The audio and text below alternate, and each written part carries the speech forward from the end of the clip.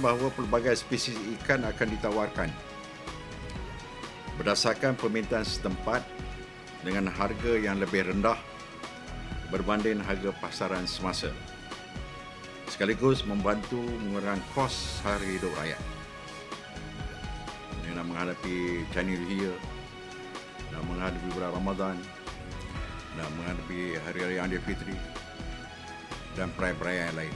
Bukan saja bergantung pada hari perayaan, tapi sepanjang tahun, sepanjang minggu, sepanjang bulan, kita akan mengadakan jualan sejahtera rakyat ikan murah, LKM ini. Dalam masa yang sama, LKM mengalung-alungkan penyertaan usahawan sedia ada lah.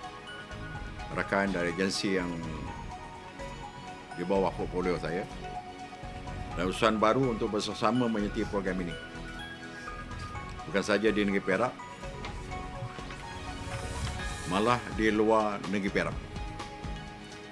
Usaha ini selaras dengan pengeluaran hasil perikanan negeri Perak yang tinggi.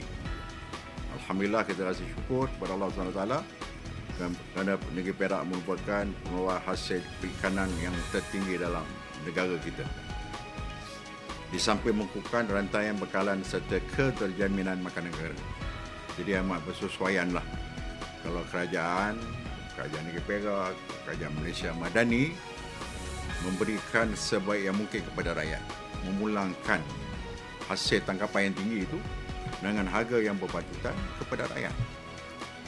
Ini bertepatan dengan rahmat daripada Allah SWT.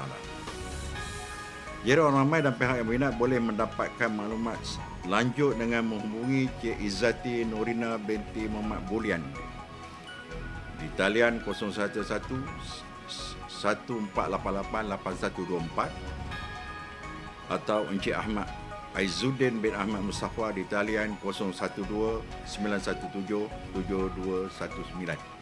Ini pegawai kanan LKM di negeri Perak.